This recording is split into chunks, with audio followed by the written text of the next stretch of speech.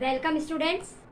आशा है आप लोग खुश होंगे और स्वस्थ होंगे। मैं Prabha Pargai Arden progressive school Lamachaur Haldwani से आज आपके लिए कक्षा 10 का वाक्य लेकर प्रस्तुत हुई हूँ।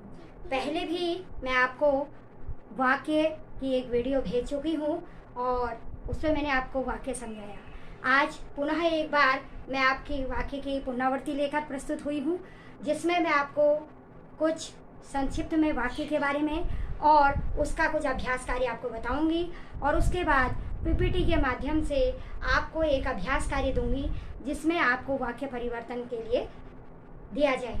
तो बच्चों, आशा है आप लोगों को मेरे पहले के सारे वीडियो समझ में आए होंगे और आप लोगों ने अपना अपना काम सुंदर लेख में अपनी कॉपी पे किया होगा। तो आज हम चलते हैं वाक्य मैं आपको पहले पढ़ा चुकी हूँ, तो थोड़ा बहुत आपको वाक्य पता है कि क्या है। और कक्षा 9 में आप लोगों को अर्थ के आधार पर वाक्य के 8 भेदों के बारे में मैं बता चुकी हूँ और कक्षा 10 में आपके पाठ्यक्रम के अनुसार रचना के आधार पर वाक्य के भेद हैं। रचना के आधार पर वाक्य भेद, तो रचना के आधार पर वाक्य के जो भेद होते हैं बच्चों, वो 3 प्रकार के होते हैं, जो पहले भी मैंने आपको पढ़ाए। सरल वाक्य, संयुक्त वाक्य और मिश्रित वाक्य। सबसे पहले हम वाक्य को जानेंगे कि वाक्य क्या है। वाक्य ऐसा शब्द समूह, यानी कि ऐसा शब्द समूह जो व्यवस्थित हो तथा पूरा आशय प्रकट कर सके। यानी कि वाक्य ऐसा शब्द समूह होता है जो व्यवस्थित हो और पूरा वाक्य प्रकट कर सके। एक व्यवस्थित ढंग से वो लगा हुआ होता है और पूरा अर्थ प्रकट करे, उसे क्या कहते हैं? वाक्य कहते हैं। तो इस तरह वाक्य क्या है आपको पता चला कि एक ऐसा जो वाक्य होता है उसमें हम पूर्ण अर्थ को एक व्यवस्थित क्रम में लगाते हैं और उस अर्थ से हमें पूर्ण वाक्य प्राप्त होता है। यानी कि एक पूर्ण वाक्य हमें तभी प्राप्त होता है जब हम सार्थक शब्द समूह से उसे व्यवस्थित क्रम में लगाते हैं। तो अगला जो हमारा है वह है रचना के आधार पर वाक्य के भेद। अब रचना के आधार पर वाक्य के 3 भेद हैं। पहला सरल वाक्य, दूसरा संयुक्त वाक्य और तीसरा मिश्रित वाक्य। तो सबसे पहले हम बात करते हैं सरल वाक्य की। सरल वाक्य क्या है? तो सरल वाक्य की जो परिभाषा है हम यहाँ पर देखेंगे। सरल वाक्य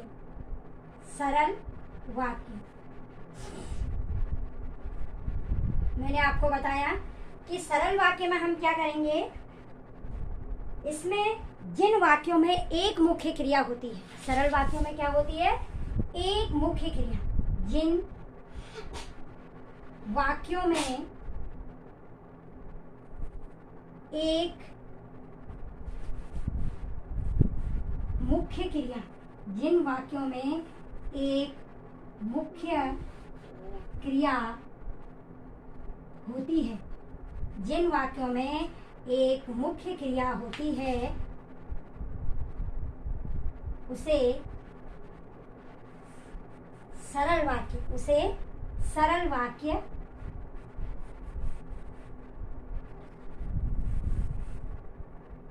कहते हैं। उसे क्या कहते हैं बच्चों? सरल वाक्य कहते हैं। पहले भी मैंने आपको बताया कि इन वाक्यों में केवल एक ही क्रिया होती है, क्रिया एक ही मुख्य क्रिया होती है और दूसरी क्रिया इसमें नहीं होती है। तो सरल वाक्य एक सिंपल सेंटेंस होता है। जैसे मैं उदाहरण के माध्यम से आपको बता रही हूँ, पानी बरस रहा है। एक उदाहरण मैंने आपको यहाँ पर दिया। उदाहरण, पानी बरस रहा है। पानी बरस रहा है। तो इसमें आप देख रहे हैं कि एक ही मुख्य क्रिया है, काम एक हो रहा है, पानी बरसने का काम हो रहा है, तो एक मुख्य क्रिया यहाँ पर है। तो इस तरह से आप इसको क्या कहेंगे? सरल वाक्य कहेंगे। यानी कि मेरा कहने का मतलब ये है कि जहाँ पर एक क्रिया होती है वहाँ पर सरल वाक्य होता है। अब दूसरा, 2 क्रियापदों के उदाहरण भी मैं आपको दे सकती हूँ। वह विद्यालय जाता है, बच्चा रोज रोता था। इस तरह से आप सरल वाक्यों को बनाइए।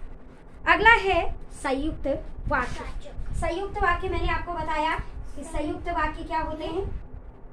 संयुक्त वाक्य संयुक्त वाक्य क्या होते हैं आपको पता है कि मैं पहले भी आपको बता चुकी हूँ कि जहाँ दो या दो से अधिक उपवाक्य किसी समुच्चयबोधक योजक अव्यय शब्द से जुड़े हुए होते हैं।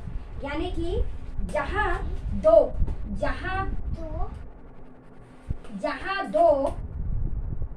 या दो से अधिक उपवाक्य, जहाँ दो या दो से अधिक उपवाक्य, जहाँ दो या दो से अधिक उपवाक्य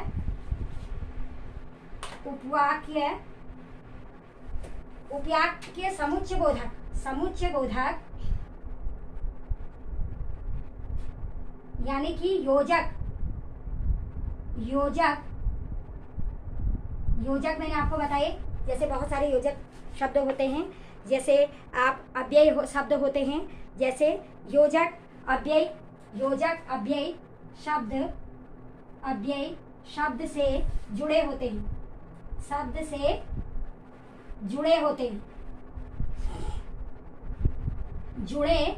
हैं, उन्हें क्या कहते हैं बच्चों? उन्हें हम कहेंगे संयुक्त वाक्य। अब इसमें आप देखेंगे कि जो योजक होते हैं वो जैसे और, इसलिए, किंतु, परंतु, इन शब्दों से, योजक अव्यय शब्दों से ये जुड़े हुए होते हैं। जैसे मैंने एक उदाहरण आपको दिया, रात हुई और तारे निकले। तो आपने देखा कि एक वाक्य में दो उपवाक्य हैं, रात हुई तारे निकले, दो उपवाक्य हैं। इन्हें आपने किससे जोड़ा? एक समुच्चयबोधक अव्यय से जोड़ा, यानी कि रात हुई और तारे निकले। तो और क्या हुआ आपका? और हुआ आपका समुच्चयबोधक योजक अव्यय।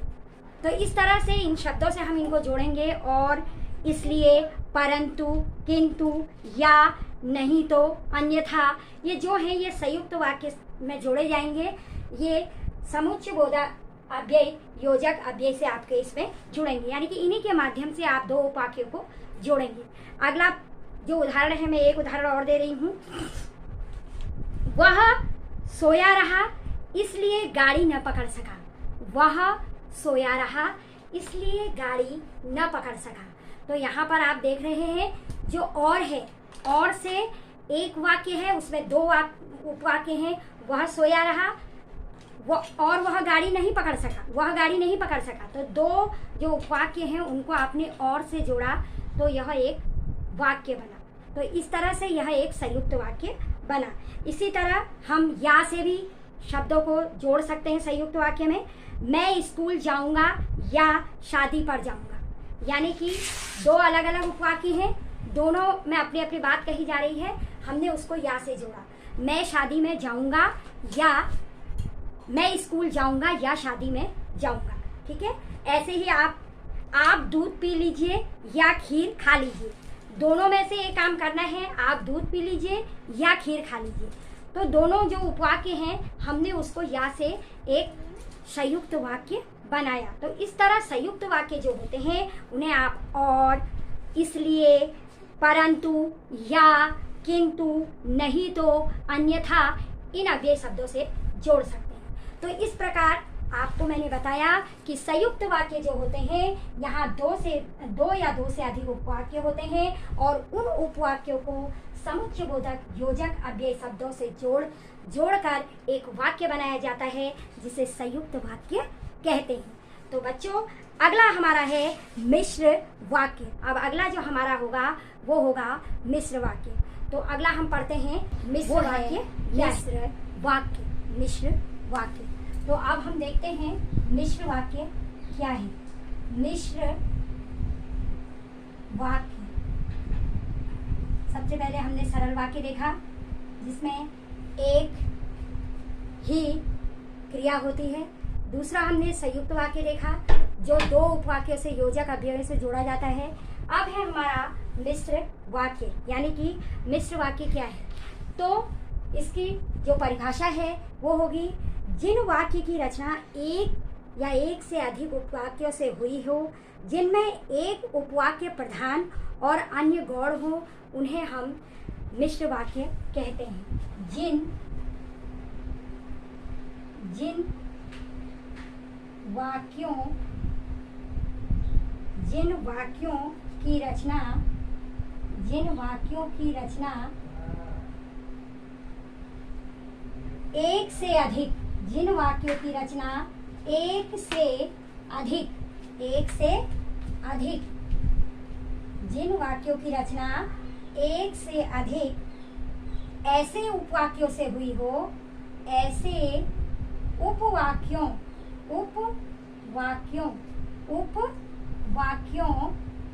से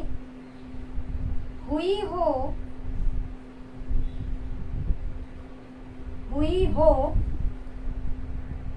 जिनमें एक उपवाक्य हो, उपवाक्य एक होता है, जिनमें एक उपवाक्य होता है,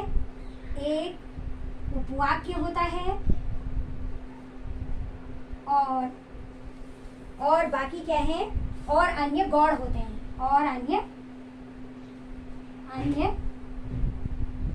गौड़ हो।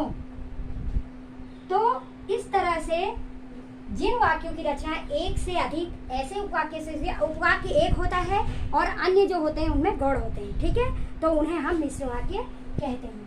मिश्र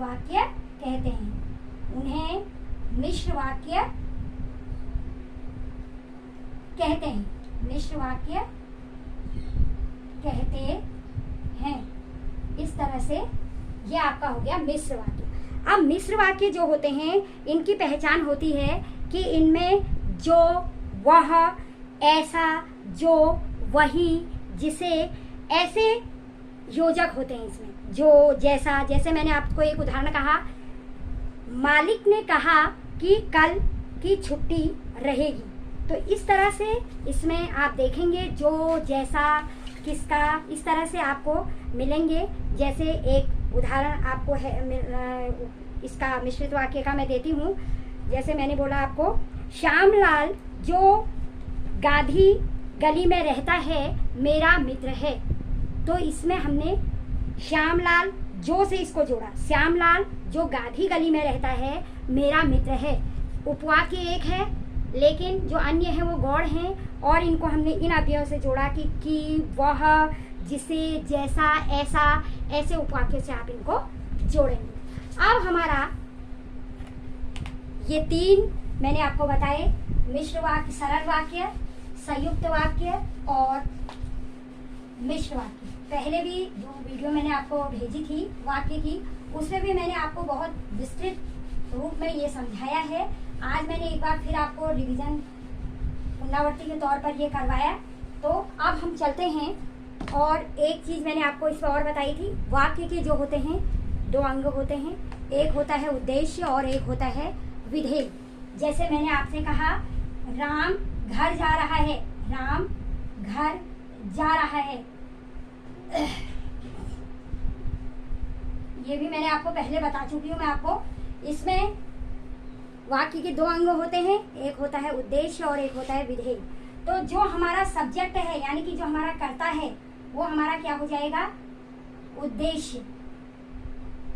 उद्देश्य हो जाएगा, और जो बात उसके बारे में कही जा रही है, कर्ता के बारे में, वो हमारा विधेय हो जाएगा। तो इस तरह से हम इसको करेंगे, यानी कि वाक्य के दो अंग होते हैं, एक होता है उद्देश्य और एक होता है विधेय। जो कर्ता होता है वो आपका उद्देश्य कहलाएगा, जो उस कर्ता के बारे में जो कुछ बात कही जा रही है वो आपका विधेय कहलाएगा। तो इस तरह से हम उद्देश्य और विधेय को जानेंगे, क्योंकि आपकी जो परीक्षा है उसमें ये चीज़ें पूछी जाएंगी कि उद्देश्य और विधेय छांटने को भी आपके आते हैं। तो जो कर्ता है, जिसके बारे में जो बात कही जा रही है, वो जिसके बारे में बात कही जा रही है वो आपका कर्ता उद्देश्य होगा, और जो उसके बारे में बात की जा रही है वो आपका विधेय होगा। तो इस तरह से ये मैंने आपको बताया कि क्या है। जैसे मोहन बीमार है, तो मोहन आपका उद्देश्य हो जाएगा और बीमार है आपका विधेय हो जाएगा। तो इस तरह से आप इसको करेंगे। अब हम चलते हैं, मैं आपको कुछ उदाहरणों के माध्यम से यहाँ पर एक छोटा सा अभ्यास कार्य करवाऊंगी। अभ्यास कार्य करते हैं जिसमें मैं आपसे कुछ वाक्यों को परिवर्तन करने के लिए कहूँगी। अभ्यास कार्य, अभ्यास कार्य। आप कमेंट बॉक्स में भी इसका उत्तर मुझे दे सकते हैं इन प्रश्नों के, यानी कि निर्देशानुसार आपने परिवर्तन करने हैं। निर्देशानुसार प्रश्न आपसे पूछा जाएगा, निर्देशानुसार वाक्य परिवर्तन करें, निर्देशानुसार वाक्य परिवर्तन करें। तो इस तरह से आपको निर्देश के अनुसार परिवर्तन करना है। तो सबसे पहला जो मैं आपको दे रही हूँ, इसमें परिवर्तन करने के लिए कुछ वाक्य मैं आपको दूंगी और आप इसको परिवर्तन करके बताएंगे और उसके बाद मैं स्वयं आपको आंसर बताऊंगी।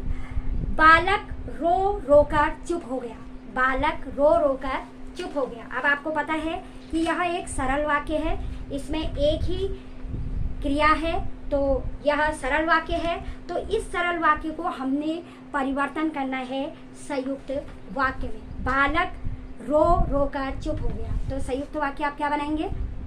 संयुक्त वाक्य इसका बनेगा, बालक रोता रहा और चुप हो गया। क्या बनेगा?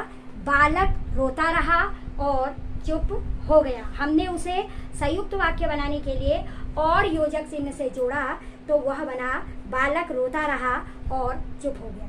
तो इस तरह से आपने एक छोटा सा सरल वाक्य था, उसको आपने संयुक्त वाक्य योजक चिन्ह से जोड़कर बनाया।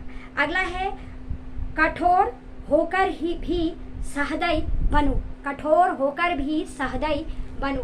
तो यह भी आपका क्या है? जैसे मैंने आपसे कहा, कठोर होकर भी सहृदय बनो।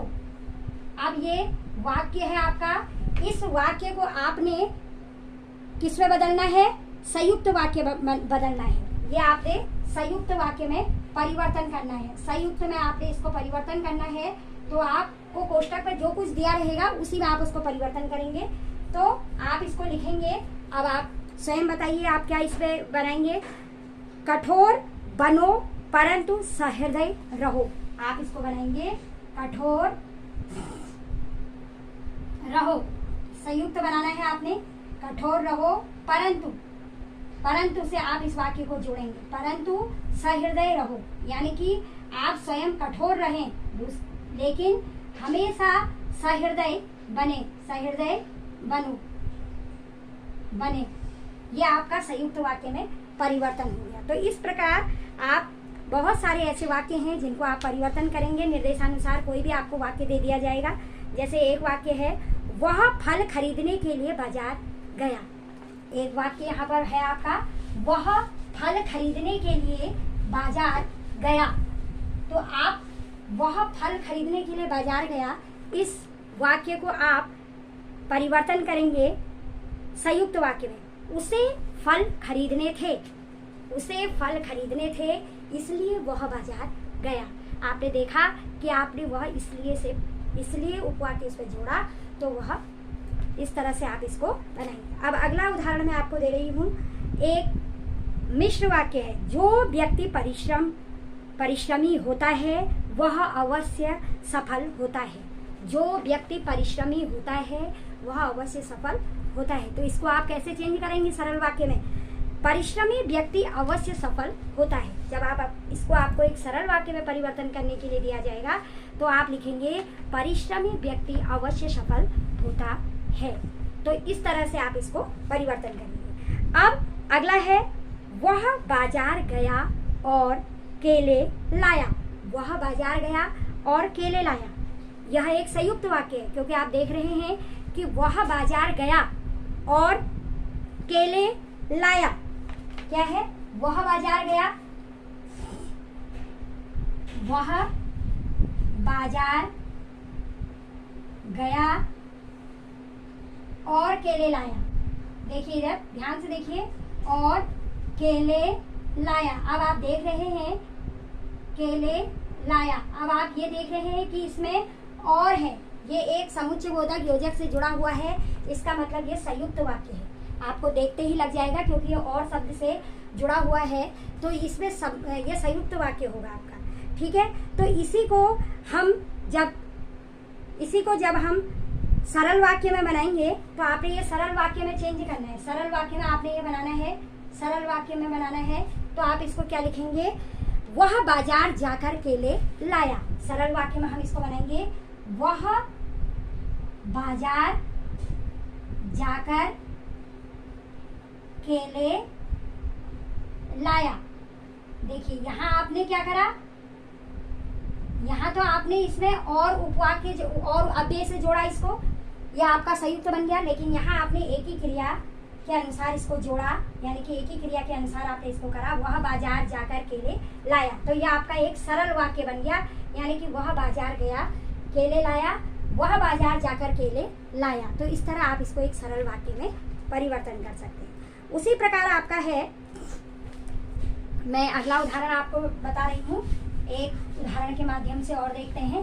इसी तरह अगर आप अपने स्वयं अपने घर में रहकर अभ्यास करेंगे तो आपको आसानी से आ जाएंगे, लेकिन अभ्यास करना बहुत ज़रूरी है। अब मैं एक वाक्य लिख रही हूँ, मेरे पिताजी वे हैं जो पलंग पर लेटे हैं।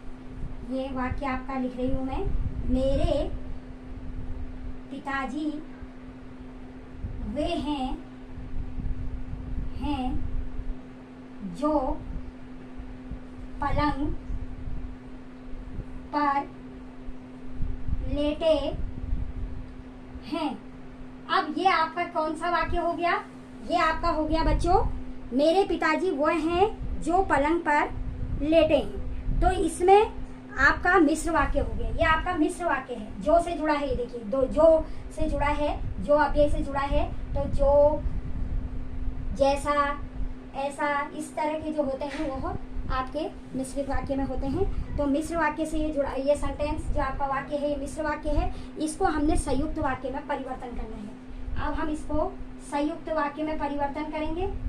संयुक्त वाक्य तो बनाइए, संयुक्त वाक्य में आप इसको परिवर्तन करने के लिए बनाएंगे, वे मेरे पिताजी हैं और पलंग पर लेटे हैं। आप इससे किसे बनाएंगे, वे मेरे पिताजी हैं और किस पर लेटे हैं, और पलंग पर लेटे हैं, और पलंग पर लेटे हैं। तो इस तरह से आप इस वाक्य को बनाएंगे। अब आपने देखा कि संयुक्त में चेंज करने के लिए आपने ये किससे जोड़ा, और से आपने ये जोड़ा। तो इस तरह से आप इसको करेंगे। जब आप स्वयं अभ्यास करेंगे तभी आपको ये आएगा।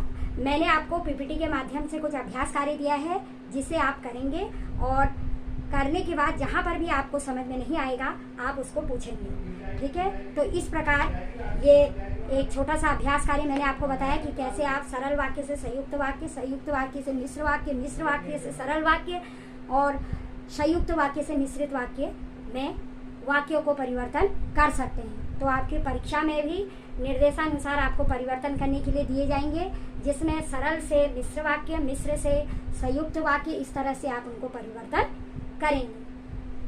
तो इस वीडियो के बाद अगली वीडियो में मैं आपके लिए अगला अभ्यास कार्य लेकर प्रस्तुत हूँ। धन्यवाद।